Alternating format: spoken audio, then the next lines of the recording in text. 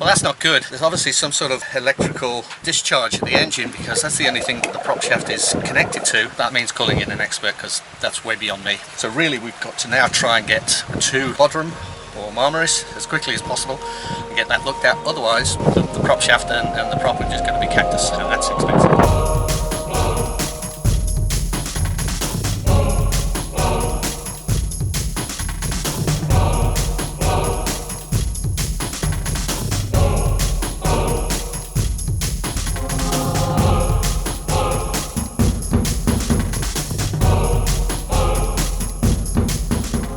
This was our anchorage last night, and we can confirm that the holding here is mud, sand and small pebbles. It is thick on the anchor, so a really good place if there's a blow. Even if it's a lee shore, if you've got an anchor that'll go in and stay in, no worries. And we've just moved out to this position here. There's a big boat ahead of us that's anchored. This is the northern end of Evia Island. This is mainland Greece. We're heading northeast. If we scale out, we're now at 24 miles, so it's about 24 miles until we exit this channel, and we're hoping to get through here without any wind coming in, because it will come from this direction and that will create waves that we're going to have to fight against. Then once we're out, we are heading to this island here called Skiathos, which is 48 miles away, and that's roughly where we're going to anchor.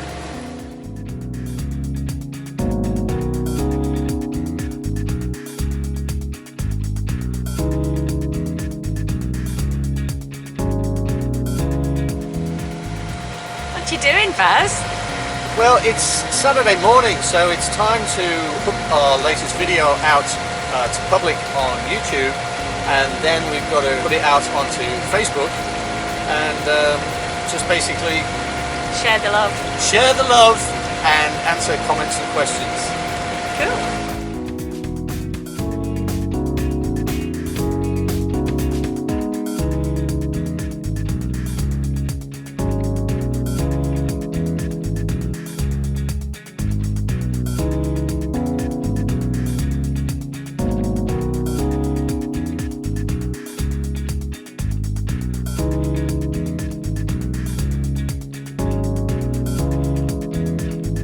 Whoopsie! We forgot to put the cameras on when we were coming in here, sorry. Yeah. Where is here? Here is Skiathos. Very close to, it's the little bay just around from Skiathos town. We've chosen here because we didn't really want to get into the hustle and bustle of Skiathos town itself, because there's quite a few ferries and it gets a bit choppy when they come in and out. Yeah. So this is a nice little spot. We're in about 7 meters of water. Yeah. Dropped into a patch of sand in between sand and weed, and we've got 42 meters out, which is a scope of 6 to 1, which means that when the Maltemi starts blowing it like Billy-O on Monday, if the prediction is correct, we should be fabulously settled. Because it'll be coming from there. Yeah, and I've just dived the anchor, and it's dug in like a tick. All you can see is the roll bar and just the top of the shaft. So that's what we like to see. Yeah. So yeah, we'll be here for a day or two. Yeah, well, yeah. Tomorrow, and obviously we're not going anywhere Monday if it is windy. Well, yeah. Unless it's really good windy. Unless it's a perfect wind for us, yeah, we'll take it. And then we're going south. Oh, except we want to go to Skopolis, which is over there. Yeah. All right. Right. Beer time, eh? Tea time. Cup of tea.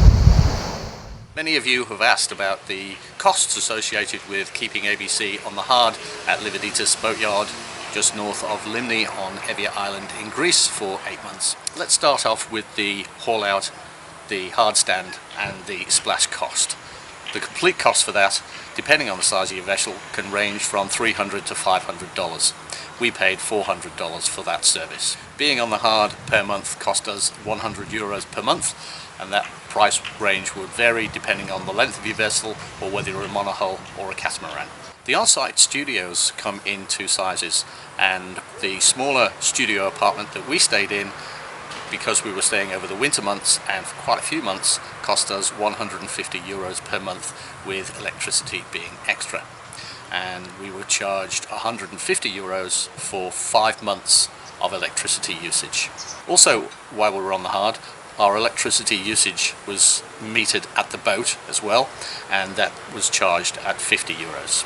So when you add that lot together, haul and splash was 400 euros, 8 months on the hard was 800 euros, 5 months in the apartment was 750 euros, and the apartment and hardstand electrical cost combined were 200 euros, giving us a total of 2,150 euros, which converts to 3,545 Australian dollars. If you're interested in keeping your boat at Lividitas Boatyard over the winter, then I'll put Harris's email address in the description below this video. We're going out for a meal, we're going out for a meal.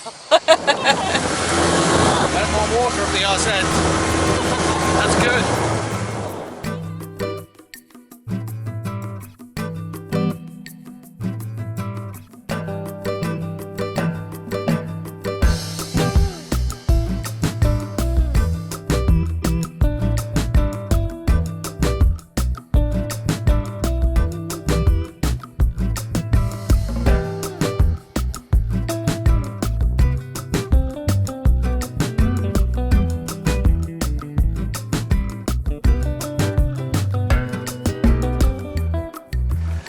The gypsies are in town.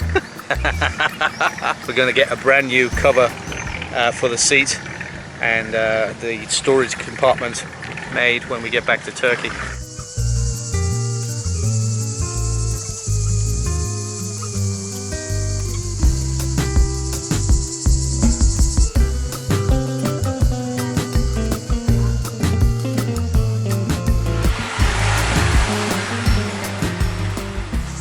Long-time subscribers and patrons Heather and John Drummond, aka the Old Travel Bums, sent us a little bit of a gift and said, when you get to your first anchorage, here's some cash. Go and buy yourself a nice meal and a nice bottle of wine to celebrate going through the 8.5 months of maintenance and getting back in the water successfully. Yes, and it wasn't a little bit of a gift, it was very generous. Huge, gift. thank you very much. Very generous. So here we are in Skiathos, and the first anchorage we were at last night was not so special. I think this is very special. It's beautiful. So we're going to find a nice restaurant here. Plenty to choose from, and they're all begging for, not literally begging, but they're so empty and there's hardly anybody here at all. I mean, this is the middle of July and the place is dead. Yeah. But that's not going to spoil our meal. No. Not tonight. Not tonight, Josephine. No. And we've chosen this fish tavern because they've got a special on anchovies at the moment, so I think we're going to have anchovies to start.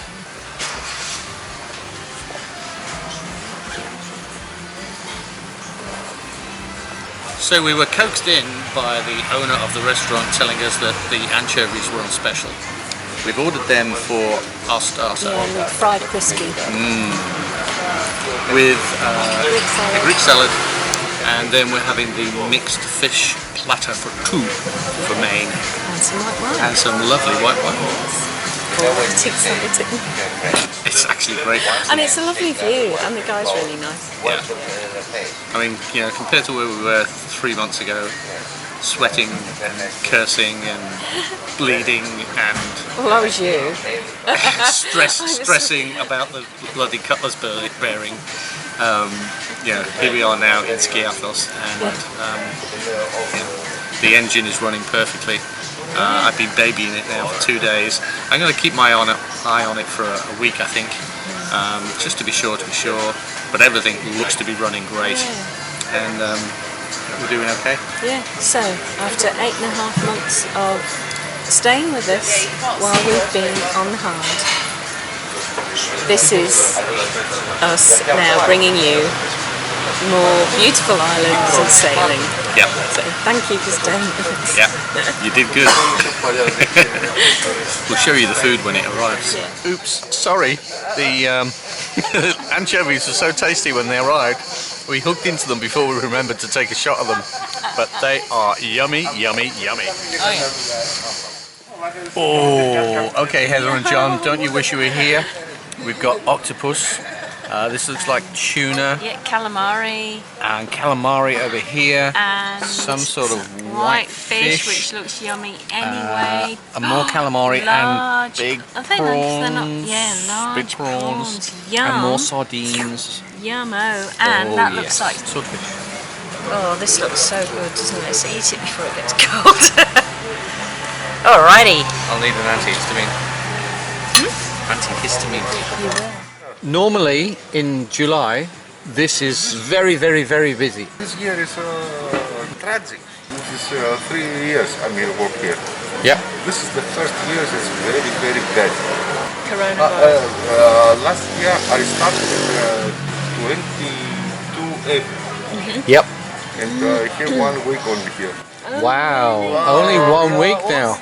So this year will be a very bad year for the islands. I think it's not only from here. For all of the Aegean. Yeah, I think What can you do? nothing. Yeah. No. Just smile and enjoy. Yes. Enjoy. Yes. Thank you. Enjoy. Thank you very much. I am so stuffed. Pleasantly so. Yeah, that was fantastic. That food was, I mean, it's just so good having seafood when you haven't had it for a long time. Yeah. And that was really good. It was, and it was just beautifully presented, and it was very well cooked, and Demetrius, the guy that looked after us, was very attentive, and yeah, it was great. Everything was great. So back to the boat before It gets dark. And then I think I'm going to have an early night tonight. Yeah, it's been quite a big day actually. It's been a large day. I mean, look, certainly the last week has been so frenzied with big jobs, you know, finalising things and then last minute things that didn't work, and Baz having to, you know, like pull his finger out in an extra magical way, and sounds bad. But anyway, you know what I'm saying? So we've got man-stick, flanges, and pulling his finger out in an extra magical way. Yeah. We're going good here. That's 3 for 3. Anyway, so what we're saying is, like, it's been really frenzied and very stressful and so busy with just physically as well, isn't it? Yeah, I think mentally we too. are just tired and All right. really, really pleased to be on the move again. Yeah, it's great. I bet you are as well. All right, see ya. See ya. And with our car parked next to our house, we are now back to our anchorage. The town is just around that little headland there, and this is what we're greeted with this evening. Very nice sunset, no wind, not a lot of roll, and the perfect setting for a perfect relaxing night's sleep. The next day, after a great night's sleep, we upped anchor and we headed to Alonissos. When I was raising the anchor, I noticed that the last few metres of chain were twisted, but I had no way at the time of untwisting the chain. As you'll see when we drop anchor at Alonissos, this caused a real problem.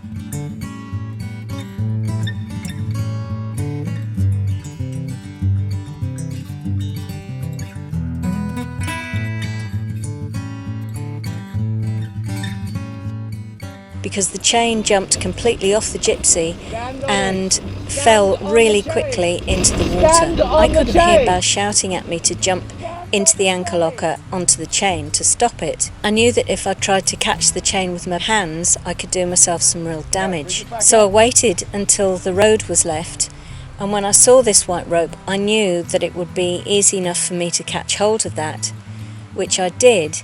And I was then able to pull up enough chain to get it back onto the gypsy and wind it back with a windlass. You can see Baz putting on his dive gear this morning. That's because he's going down to put a new anode on the prop shaft, because when I went to dive the anchor yesterday, I noticed that it had fallen off. and we need an anode on there because it just keeps it safe from any stray electrical currents. Because any two different types of metal in the salt water create a battery and exchange ions. And so you don't want the ions out of your stainless steel prop shaft exchanged. So that's why you use the anode, because it gives off its ions easier. The anode, 2 pieces, just the 2 pieces, and the zip ties.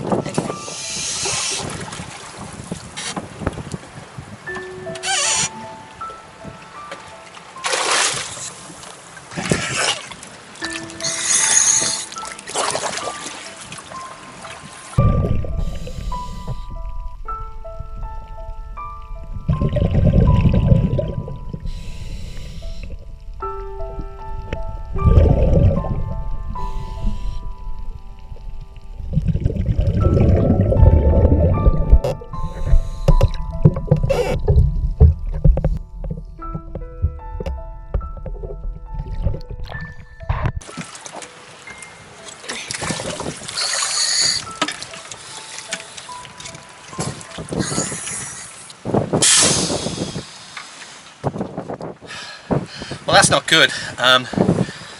There's obviously some sort of electrical discharge in the engine, because that's the only thing that the prop shaft is connected to. So we're going to have to find out what that fault is. That means calling in an expert, because that's way beyond me, boat electronics at that level. So really we've got to now try and get to Bodrum or Marmaris as quickly as possible and get that looked at. Otherwise we're going to get the prop shaft and the prop are just going to be cactus, and that's expensive. Right, let's get the show on the road. Just before we finish this video, we'd like to welcome on board our latest patron, SailAway56. Welcome aboard, and thank you very much for joining our Patreon family and helping us make this journey of ours sustainable. If you enjoyed this video, don't forget to give us a big thumbs up, subscribe if you haven't already, and click the bell icon so that you get notifications every time we release a brand new episode of Sailing ABC.